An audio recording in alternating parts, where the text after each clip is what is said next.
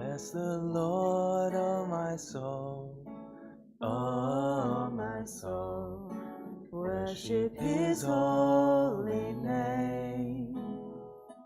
Sing like never before, oh my soul, I worship Your holy name. The sun comes up, it's a new day dawning. It's time to sing Your song again. Whatever may pass and whatever lies before me, let me be singing when the evening comes. Bless the Lord, oh my soul, oh my soul, worship His holy name. Sing like never before, oh my soul, I worship Your holy name. You're rich in love and You're slow to anger. Your name is great and Your heart is kind. For all Your goodness I will keep on singing. 10,000 reasons for my heart to find. Bless the Lord, oh my soul, oh my soul, worship His holy name. Sing like never before, oh my soul, I worship Your holy name. And on that day when my strength is failing, the end draws near and my time has come, still my soul sing Your praise unending, 10,000 years and then forevermore. Bless the Lord, oh my soul, oh my soul, worship His holy name. Sing like never before, oh my soul, I worship Your holy name. Bless the Lord, oh my soul, oh my soul, worship His holy name.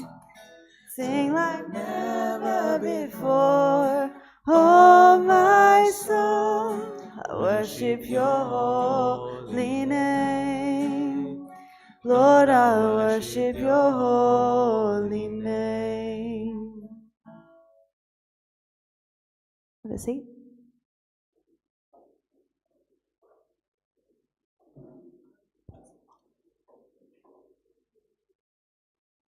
Well, lovely to see you all today. Abuna, would you like something to put your laptop on? Someone can grab. Oh, actually, it's all right. Here's one. We've got one. It's all right. I'll get this for you. So, welcome today. It's a special evening for us. We have 3 groups in one church. That's very Trinitarian, isn't it? 3 in 1 and 1 in 3. We have our younger and older youth groups from Archangel Michael, and we welcome Saint Cosman and Damian. I don't know if this is the first time we've had a joint youth meeting with the church. I'm not sure. Abuna Gabriel might remember. I don't recall. Well, if it is, may it be the first of many. Now, today we are having Father Anthony speak to us about a very relevant topic. I recall being a school student and watching a cartoon video of this guy who woke up every morning, went to his wardrobe, opened it up, and what was inside the wardrobe? A whole lot of masks, different kinds of masks. And in the morning, say if it was a Sunday morning, he would find his best Sunday mask, put it on, go to church, be a churchy person, and then he would come home, open his wardrobe, put away the churchy mask, put on a family mask, and then spend time with the family. On Monday morning, he'd put on his work mask, and so on. And then, at the end of the video, the question was, who is he really under all of those masks?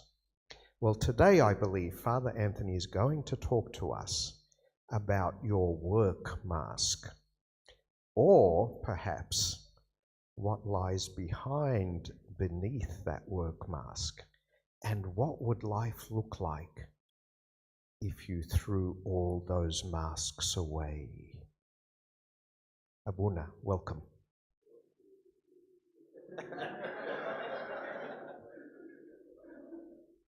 Thank you. What an introduction. Firstly, it's more of it's a humbling experience being here and speaking in front of Father Antonius and Father Gabriel. I've had many life experiences with both of them. I've only seen Abuna Antonius angry once in my life, and I was in the car with him and I was the reason. And then I got sent to Abuna Gabriel's house for many, many other reasons. So it's kind of a full circle moment for me to speak in front of someone like Father Antonius and his caliber and his fatherhood. So it's quite nerve-wracking. So I don't know how speakers come every week and sit there and speak in front of him. So absolve me, fathers, before I start. Name the Father, the Son, and the Holy Spirit, one God. Amen. Today we're going to discuss faith in the workplace. And so I started to think about my time in the workplace and how much time I actually spent there. So I started to crunch some numbers, and numbers started to come out. We approximately spent about, say, 25 to 30% of our week in the workplace, plus added another 25% to 30% where we're asleep and commute and et cetera, et cetera. So it ends up being, in regards to being awake and at work, we're sitting about nearly 40 to 45% of your time, awake time, at the workplace. So then we always hear constantly and continually that it's your environment that makes you who you are. So your environment that you spend time in will influence who you are. So when we start to put these things together, the workplace becomes a very influential place in the life of the Christian. And the more time we spend at work doesn't really normally stay at work, does it? I work, I go home, I think about it, it consumes me. If I've had a bad day at work, it means I probably have a bad night at home as well, and vice versa. So it's a place where it's a minefield just to actually navigate myself around and really grasp what the workplace is. But then for the Christian, it's more complicated or more simple, depending on where you are. And I remember my time at school, and I couldn't wait to finish school. I couldn't wait to finish school and go to uni, and then went to uni, and I missed school. Because the only thing I cared about at school was what was in my lunchbox. If Mum packed what I wanted in the lunchbox, then I was going to have a good day. Then I went to uni, started to get into uni, didn't really like it, but we got through it eventually. But then I couldn't wait to get to work. So I got to work, and oh boy, did uni seem like heaven on earth.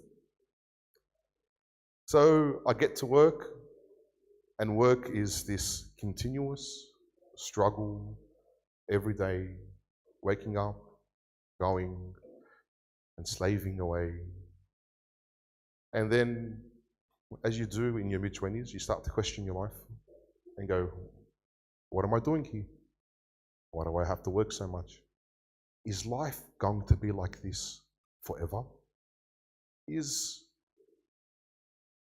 the money worth it? Maybe I could just live a simple life and stay home with my mum and dad. And we start to ask our questions, question after question, and we start to make statement after statement in this grind, trying to figure out where I am in the workplace. But what then eventually happens, we get to that question that keeps us awake at night. And why am I even here for? What's my purpose on this earth? And if you haven't asked yourself that question, it'll come. It will come at the most annoying time where things seem to be just going wrong or getting worse or just getting harder. But now I've grown up. I'm at this place where I continually get pushed and pushed and pushed. And now what do I do? Because the way we actually start to think about work, it becomes, unfortunately, your personality, right?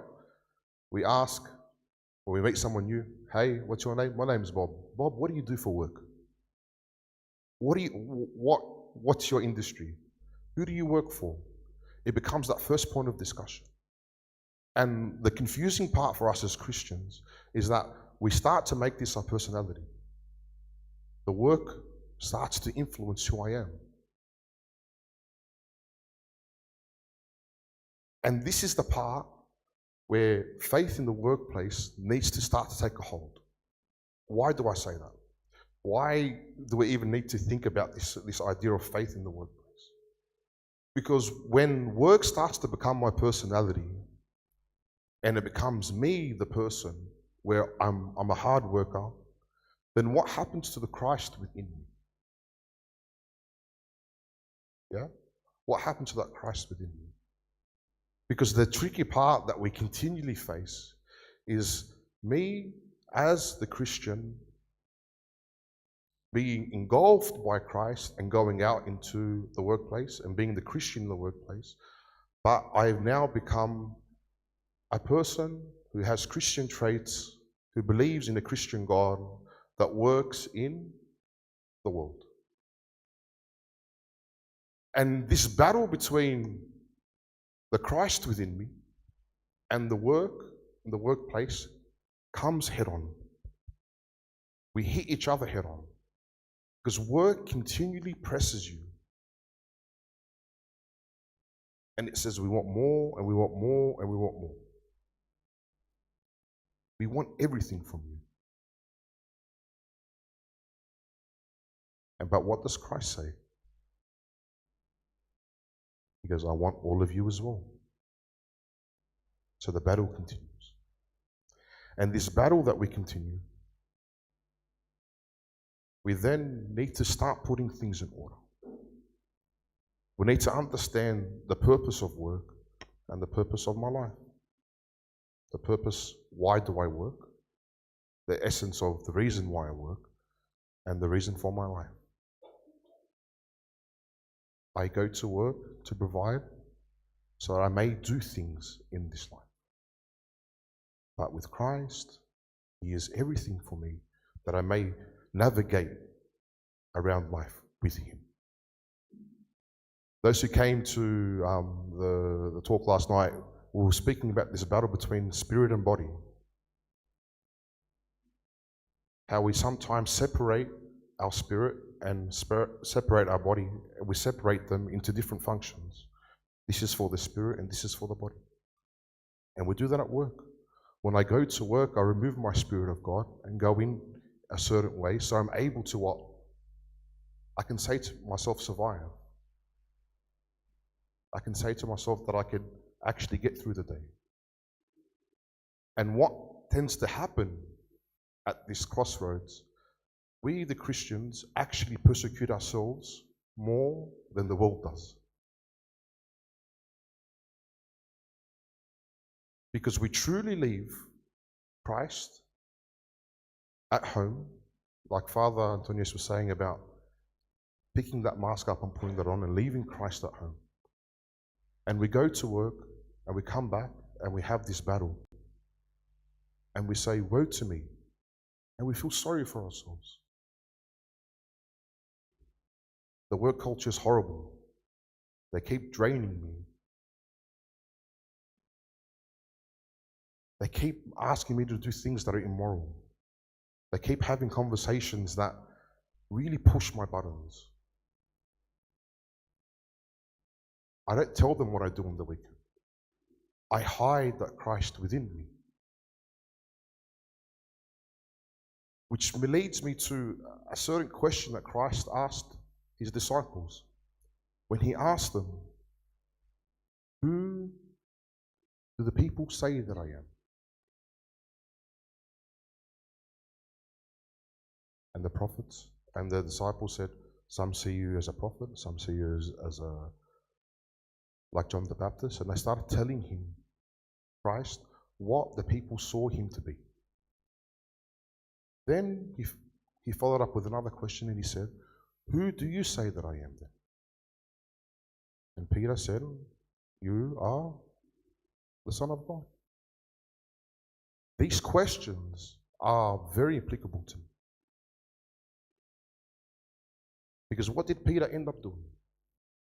He gave himself completely to Christ and was able to live out his life the way Christ has asked him to live. This is exactly that point, that question we must ask ourselves. I'm at work, and the workplace says that Christ is a fable.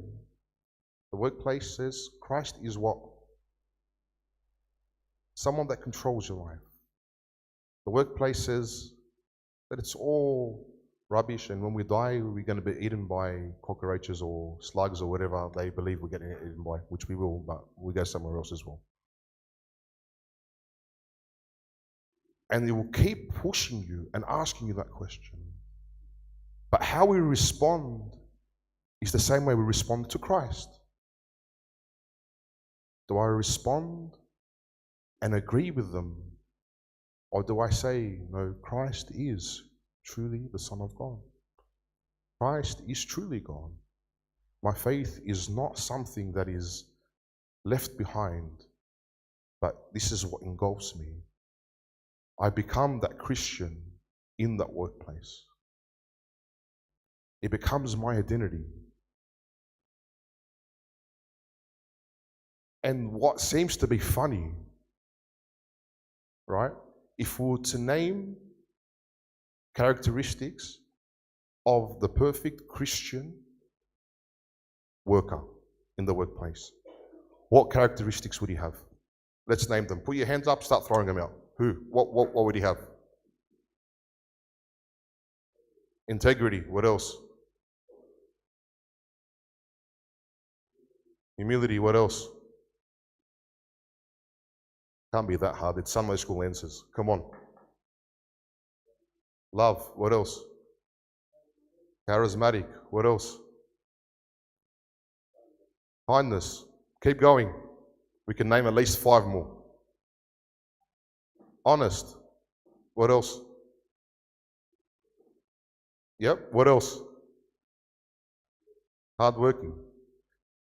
We've just named probably 8 or 9 things just then, which if you look up any top 100 company, you go to their company culture, this is what they promote. They're actually promoting the Christian, right? They're promoting the Christian.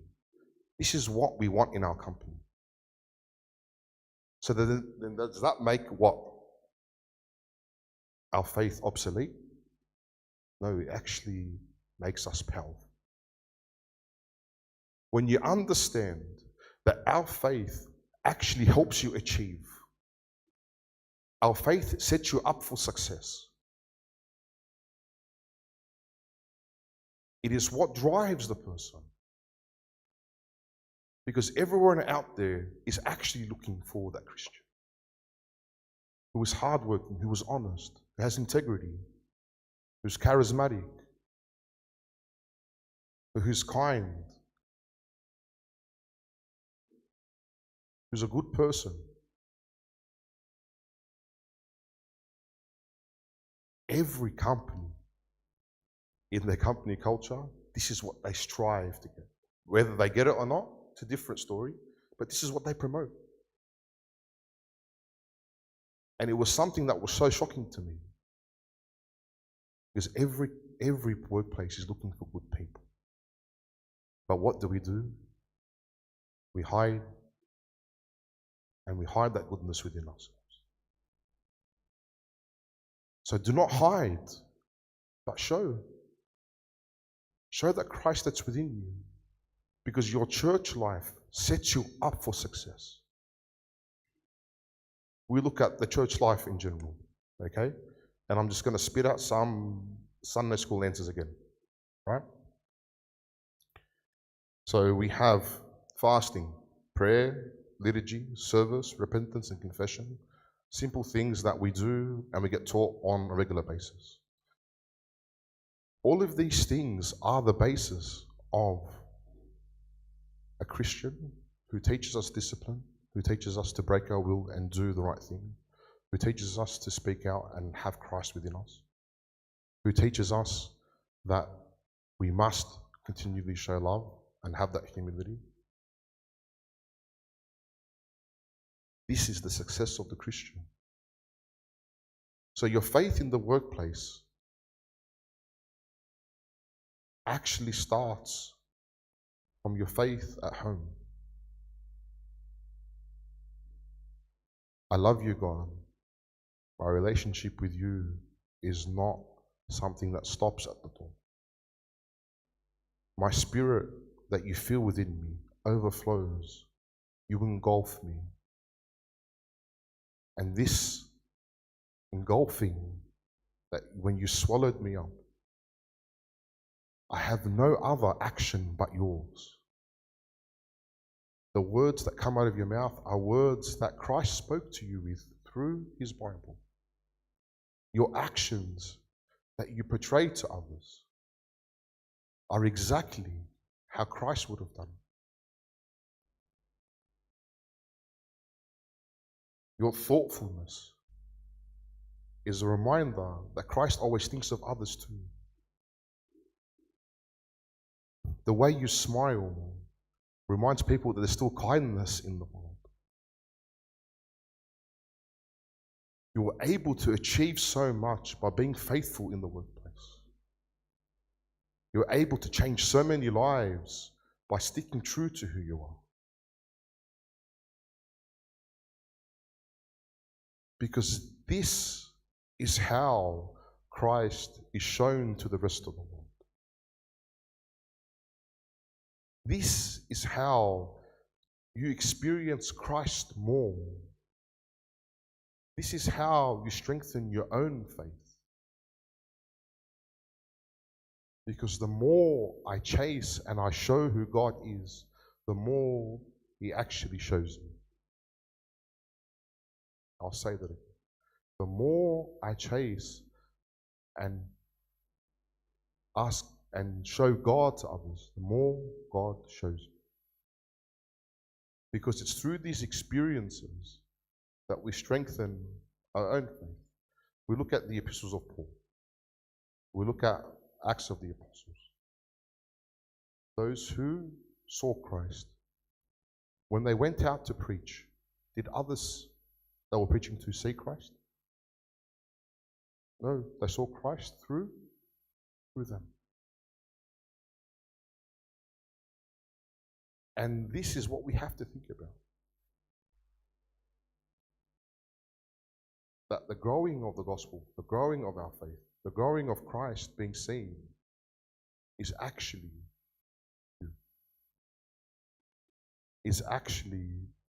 the strength that you possess. So what then do I have to continually think about when it comes to that workplace? That I keep my house in order first. The whole idea of keeping my house in order is that things may function, right? So we walk into a house that doesn't make sense. It's not a house that I'm comfortable in. So what do I must do? Keep my house in order is that work is just work, it has a function. Church is what takes precedence. My family has its place. My prayer has its place. Everything is placed where it needs to be placed. As soon as we remove this order, this is when we find that trouble. And I'll speak personally about, as I'll come to finish, I'll speak personally about this whole idea of grabbing the opportunity at every possible moment to allow God to work with you. And being a priest now, I've been constantly shown how Christ works in the lives of people. And it's been kind of humbling. Before priesthood, I was speaking to one of the older fathers, and I was asking him for advice about the priesthood. He goes, priesthood is the best job in the world. I'm like, okay. And I felt like I was talking to someone about going into a competitor company, and they're just talking their company up. All right? So I was saying to him, well, what's so good about it? He goes, being a priest is like watching TV. And I'm like to him, okay, what has watching TV got to do with priesthood? Because now you're saying to get me across, all I have to do is watch TV, we're winning. He goes, no, it's like watching TV. And every episode is how God works in someone's life. And you sit there as a witness watching this happen. You sit there as a witness watching this happen. You'll be amazed how through your actions and through your strong faith in that place of work, what God will reveal to you, what God will reveal to others, how your one interaction will change someone's life forever. Please do not undermine your role in the salvation of someone else's life.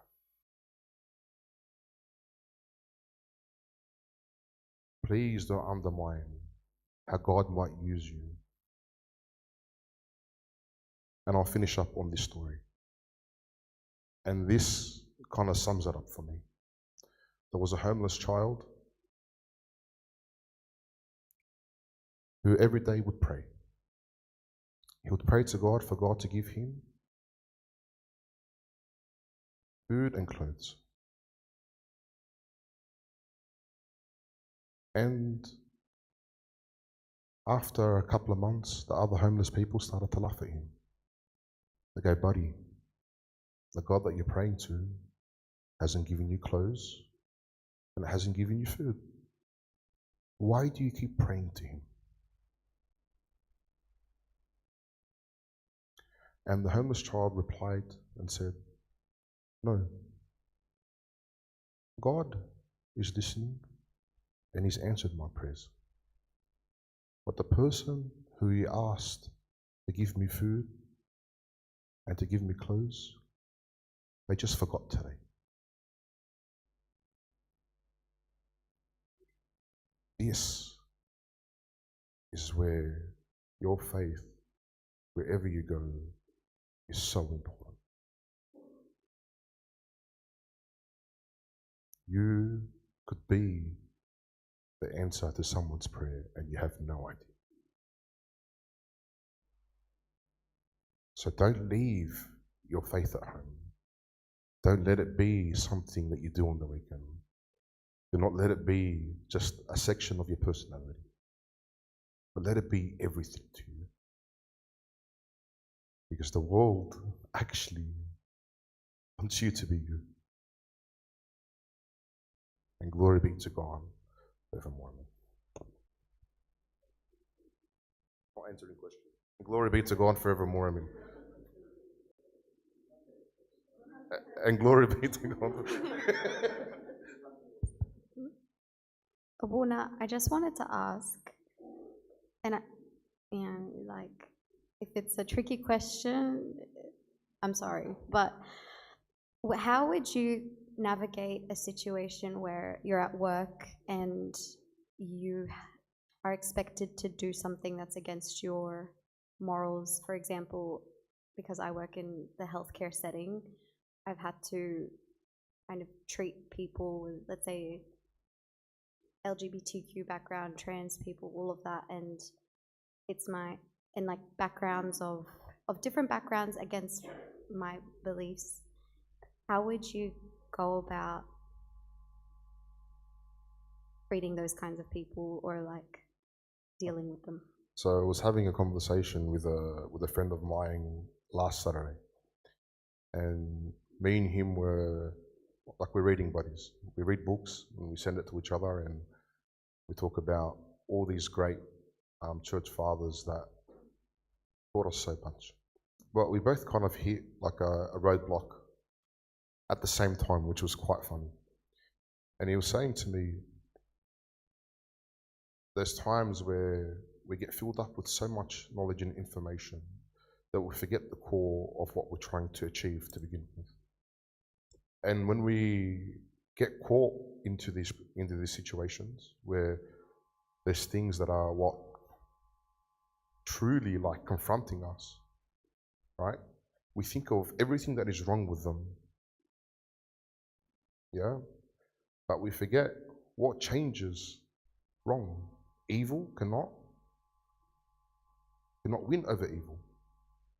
This is true, yeah? Right? But good has to overcome evil. That's the only way it gets overcome. So me, as a Christian, in the workplace, when I'm confronted with things I have to help someone that I don't agree with, is that those are the people that I actually want to help the most. God put them in your way for a reason. Yeah? He's put you there for a reason. And your love towards them, as you're serving them or helping them or doing things for them, is what's going to change their opinion on Christ. Right? Because we look at those people specifically. How do they view the church? We're bigots. We hate them. We despise them. We don't want to talk to them. We're scared of them. They weird us out. You think I'm going to destroy society? All of these things. But the first thing that we must do is do the right thing. And this is the part that challenges us. And you'll be surprised how Christ works through your love towards them. It's like that person at work. I wasn't in the health field, but in the business field. But it's like when someone does something that goes against that, they go make a complaint or they go do something behind your back. The minute you show them any kind of kindness or goodness, it's awkward for them, not for you. They're the ones that continually have the issue. But we just go back to what Christ said. The two laws was to love God, and through His love, I'm able to love my neighbor. And that's the part where we just continually have to remind ourselves. Yes, I'm uncomfortable. Yes, but this again is the opportunity for Christ to work within me.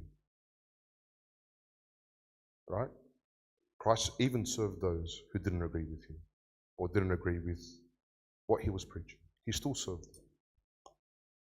I hope that answers the question. Does anyone have any other questions?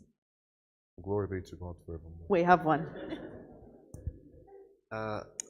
So, in terms of practical ways that I could do that, what does it look like to fully take my faith into the workplace? Okay. So we're using that same word of opportunity, right? So at work, right?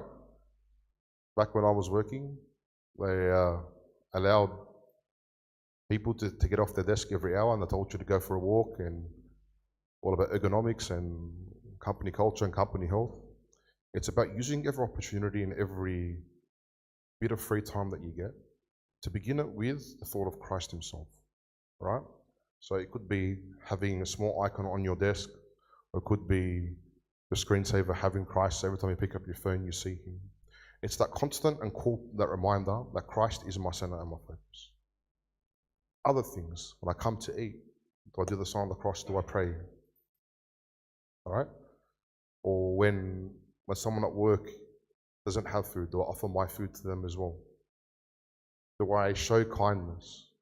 Is Christ the first call is He Christ the first point of call in all my dealings with people? Something simple. Someone drops something in front of you. Do you help them pick them up? Because the person that has Christ within themselves will definitely do it. Do I greet everyone with a smile? Am I that person that has Christ within him, that joy within him? So we use every opportunity that I get to plug Christ wherever I can. You know, when I get through a stressful time, do I think, what am I going to do? Or do I pray and say, God, I'm stuck here, man. You got to help me. Is my first call to prayer? Is my first call Christ? Is my first call to goodness? Yeah. In a secular workplace, is that mostly, do you think, through the actions that you do or through talking explicitly about faith as well? It's not about talking explicitly about faith, because the thing is that faith, what did St. Paul talk about faith and works? Yeah? You showing people through your works that Christ is alive, yeah, will allow that faith within you to speak and eventually turn into conversation, right? But without you doing the works and showing that goodness, or even holding your faith, when you're fasting, you're fasting. When there's an event at church, I can take the day off and go to church. Like, church is my first point of call, right? Like at work, it came to a point where they knew every Passion Week, I was at church. If I had something to do at church, they knew I was going to take the day off, right? It even got to the point where, like, they would kind of mock me, and every time they were short of something, they go, Anthony, do you mind asking God to send some your way? And I promise you, no word of a lie, every time I prayed, God would provide. My wife used to hate that I used to go to church and still win work, you know, but that's just what it was. I realized that when God is what? Your beck and call, your work life becomes so much more efficient. Your attitude at work becomes something that's successful. You become everything that Christ needs you and wants you to be. But if I hide that, I'm actually hiding myself. And when you hide yourself, you can never truly be happy. And when you never truly be happy, you can't actually succeed. We forget that true joy within us, that Christ gives us, that's when I perform at my best. I've never seen someone who is always angry and always anxious do good continually and consistently. But it's those who are happy, who chase things, who are hungry, who are ambitious, who have success in their eyes, like every saint around us did. They were the ones that ended up being successful. Any other questions?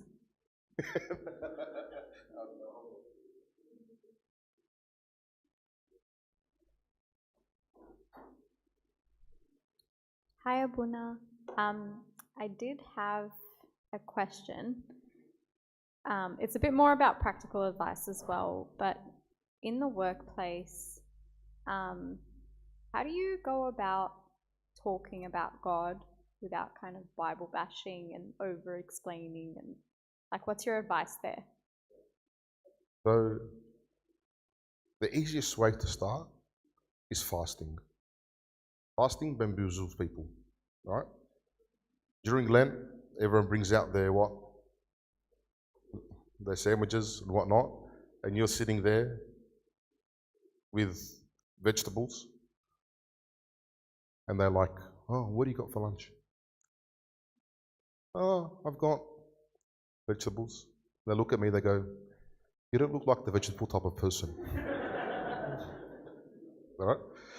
Then I go, yeah, fair enough, you know, totally agree with you. So why are you eating vegetables? Are you trying to lose weight or something happening in your life? Did you get a health scare? No, I'm just fasting. Fasting. Oh, is it Ramadan?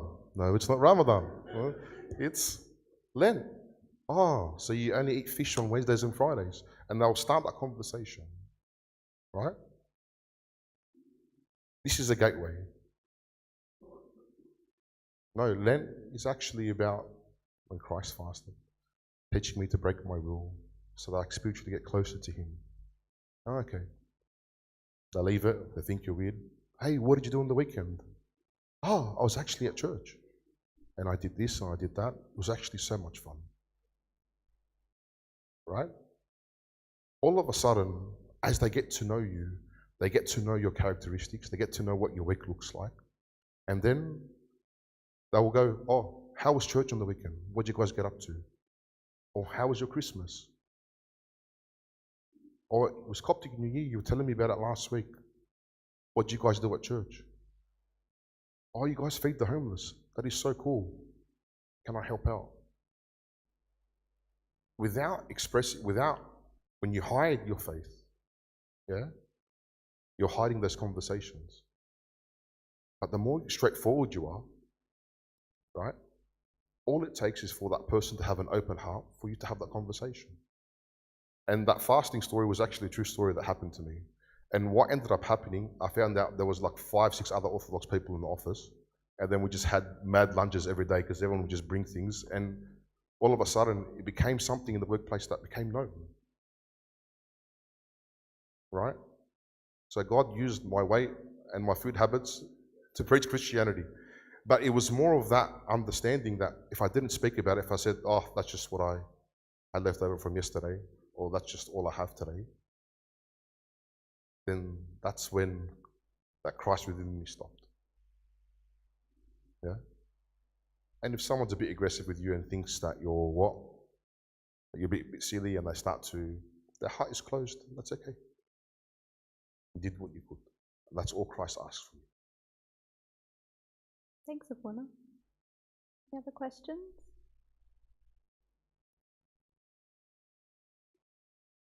Yes? No? Can I say no?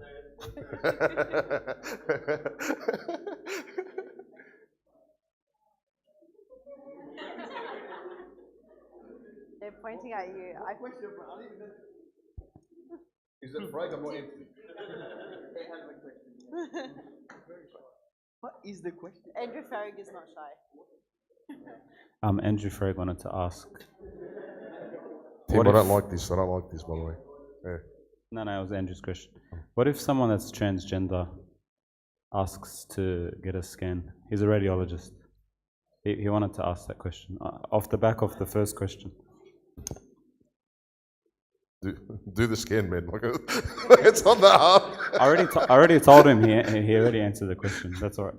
Do the scan. Thanks on behalf of Andrew. No, but the one thing, like, what I'm going to say about this quickly is that, no, because honestly, the one thing that we really need to think about as Christians, like, dead set honest, is that just because their sin is presented in front of us, yeah, we have so much sin within us that we hide and no one sees. Yeah? Just because their sin is present doesn't mean we're able to treat them any different. How many of us hide sins that no one knows about, or struggles that no one knows about, and it's hidden within us, within our four walls, and everyone thinks that you're a good person? Really think within yourself about those kind of stuff. Those people who are openly sinning, they're openly sinning, but we sin in our room, which is what Christ detested with the Pharisees. One more question, Abuna. So if we work in a liberal workspace and we have and they use Christianity against you and they abuse you and they insult you and they give you a hard time in the workplace, especially management, what do you do in that situation? You sound like this. Doesn't that sound like what do we call it? Beatitudes. Yeah, I was going to say, yeah. It sounds familiar, doesn't it? And they insult you, curse you, say evil things about you. I memorized that verse. Congratulations, you're welcome to Christianity. Yeah. Thank you. No, but it's again, these things we use that test us is what strengthens our faith. Yeah, like what we do so often in our in our lives, we take the negativity and we think about it so much to the point where it breaks us, right? But if I take the negativity that they use against me, and I take it home, and I pray, and I say to God, God, when they were doing this to you, I am so glad that I can join and carry this cross with you, right? It's those who can turn something like that, right, into something that strengthens them, something that they can eat and say, I'm not going to be defeated, right? That's what your success is built on. How many motivational speakers, right, have we heard in the business world or on your Instagram as you're scrolling, you want to be rich tomorrow, and they start selling you pyramid schemes, and they talk to you about this whole idea of you want to be successful, you got to forget what everyone's saying about you. You got to get up and do the hard yards. You got to get up and don't care what people might think of you. Again, Christian values.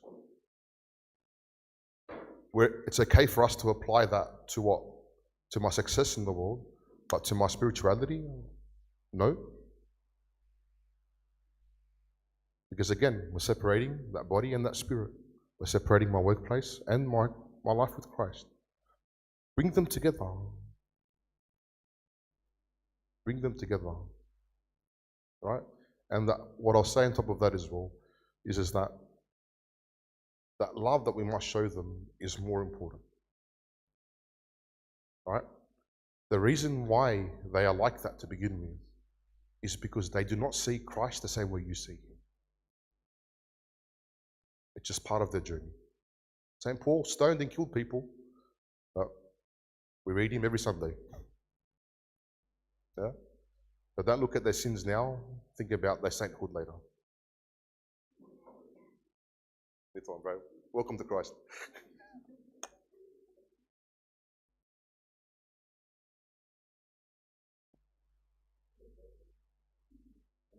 Someone else. Abuna, you've been straining to say it all night. Go ahead. Glory be to God forevermore. Thank you, guys. Thank you so much, Abuna, for those lovely words of Christ-like compassion and kindness. And thank you for reminding us of what it really means to be Christian. Thank you. God bless you for that. Thank you, everyone, for coming tonight. I believe the night is not over.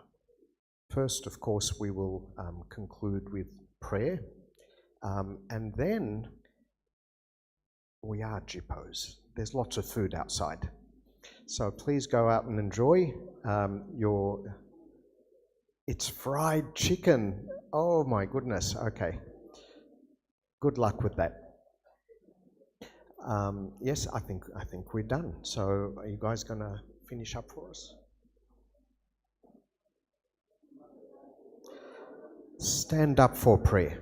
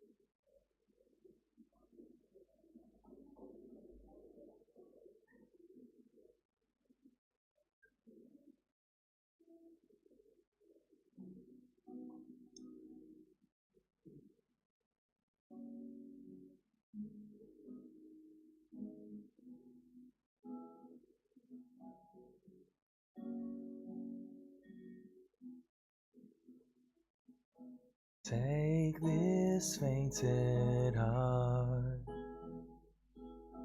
take these tainted hands, wash me in your love. Come like grace again. Even when my strength is lost, I'll praise you.